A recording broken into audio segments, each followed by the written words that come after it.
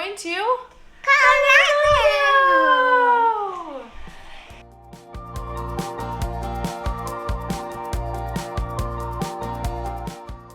Was scrambled.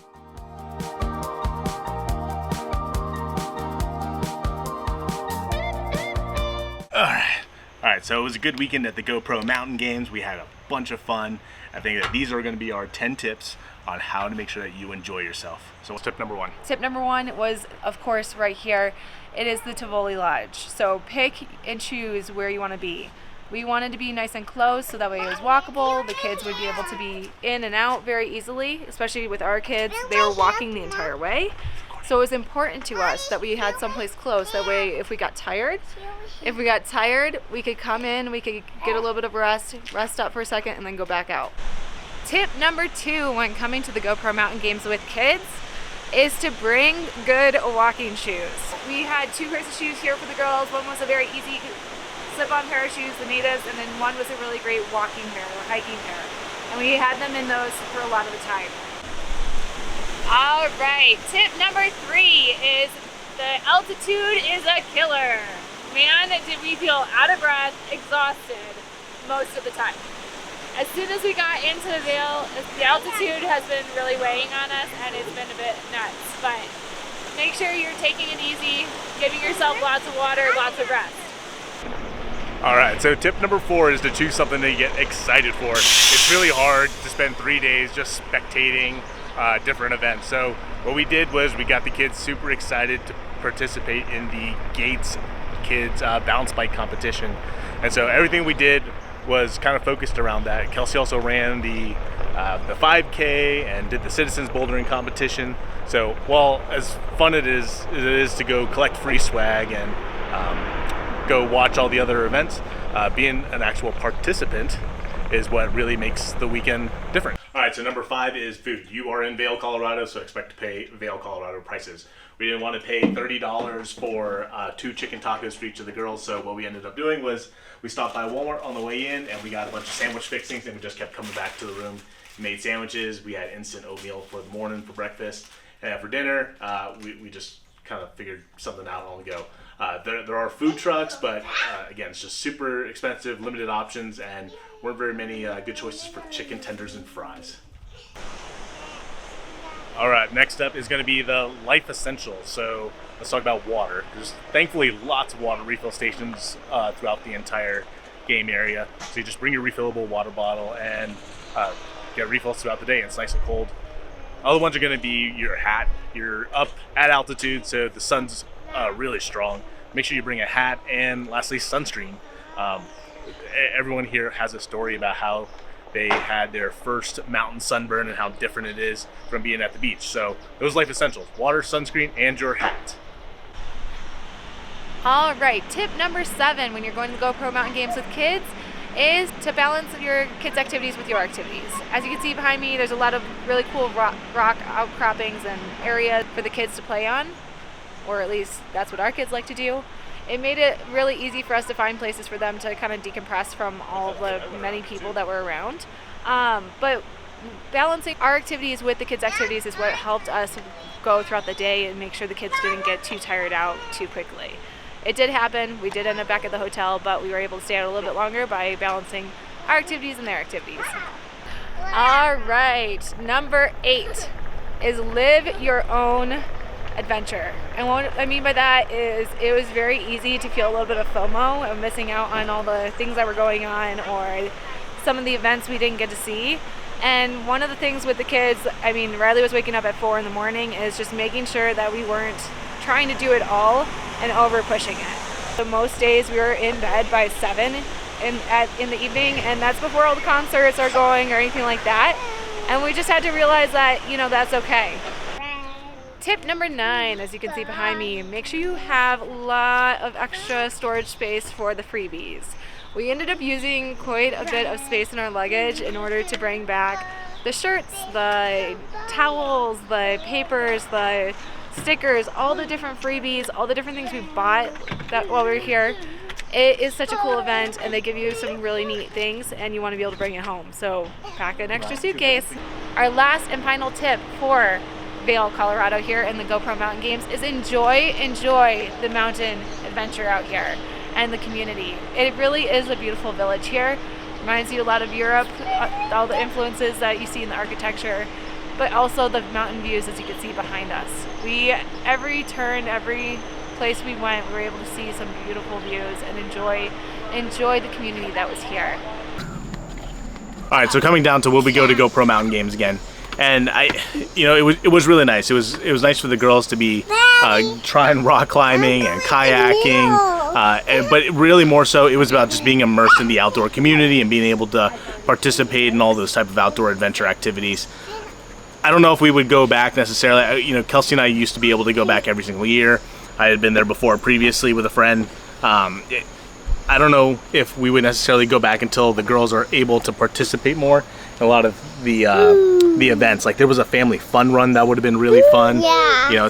It's a mud run with a slide and all kinds of obstacles. Like it would have been really fun to do with the girls. Unfortunately, they didn't meet the age cutoff. Yeah, we did try. And honestly, I think we probably could have made it work with the girls. They don't like it to be that young of an age, but I think they probably could have gotten. No, they said that. I tried to register the kids, and their age prevented me from actually booking it. So there are some things like that we wanted to do. I wish they would do a second race, like bike race, at the beginning of the events too, because their bike race wasn't until the end of it, and it would have been nice to be able to like do that again at the beginning, just so that way they had like a few more things going on throughout the weekend. Yeah, and I think if you're not from Colorado, if you're not from out west and used to the big mountains and whatnot, like it's a once in a lifetime, not a once in a lifetime. It's just a unique event to be able to bring your family to bring your kids to. Our kids have never been around 14ers. They've never been up that high in the mountains. They've never been in like a big outdoor community event like that.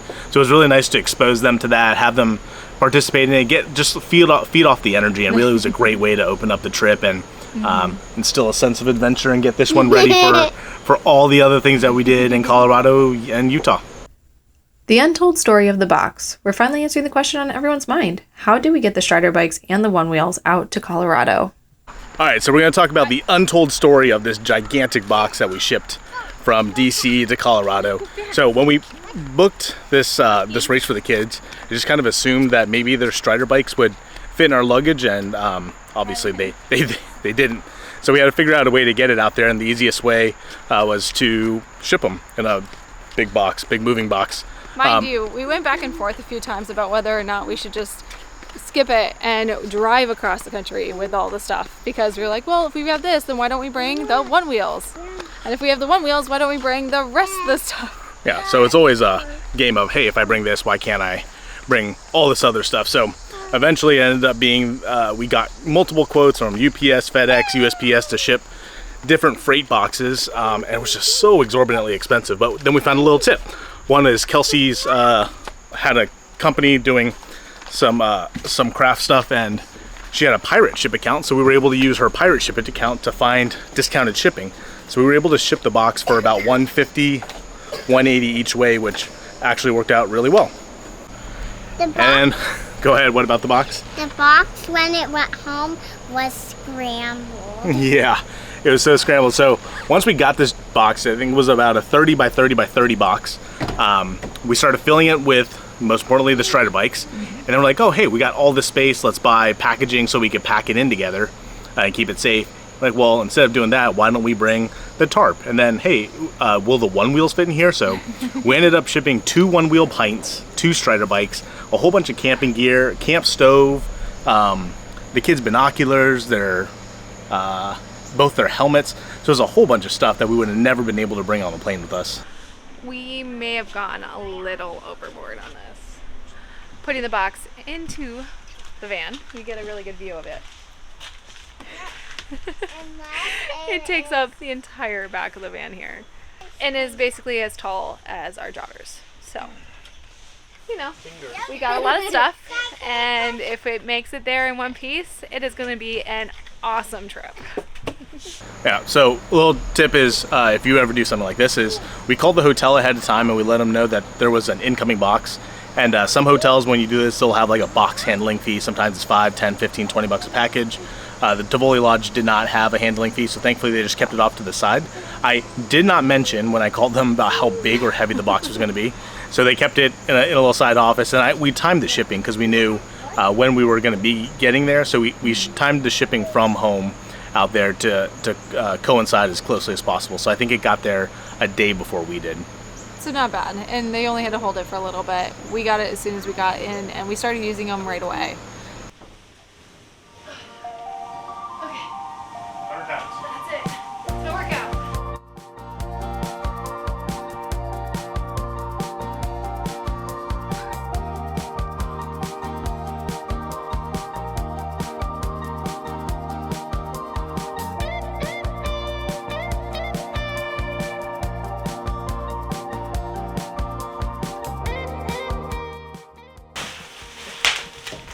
All right, it seems like it all made it. Now we get to go and have some fun. We started using the bikes and the one wheels immediately, and it felt like a dream come true. The views of the village with the snow-capped mountains while gliding on the one wheels was incredible. The girls' bike race and other activities made the hassle of sending everything totally worth it, or almost worth it. Finding a box and shipping supplies in Estes outside of Rocky Mountain National Park, the last stop of our trip, was difficult. On top of that, the box did not return in the same condition we dropped it off. All right, if you wanted some scale for how big this box actually is, here it is in the back of a standard minivan. It's a 30 by 30 by 30 cube box from UPS. And it weighs about 140 pounds. And it cost us $190 to ship from Estes Park, Colorado, back to DC. On the way there, it ended up being perfect. We were able to get it there in one piece. Everything looked great. The box looked really, straight, flat. They didn't look like they did a great job with it. On the way back was a whole different story. Oh my gosh. What did they do to our stuff? Why would they do this to us? I don't understand why it's like... Destroyed? Yeah. And like what did they do? They kick it around? I don't know. It kind of looks like it. It looks like they threw it off. When was destroyed? Accidents. Okay, everyone back up. Accidents happened. Oh, okay. Okay. Look at that.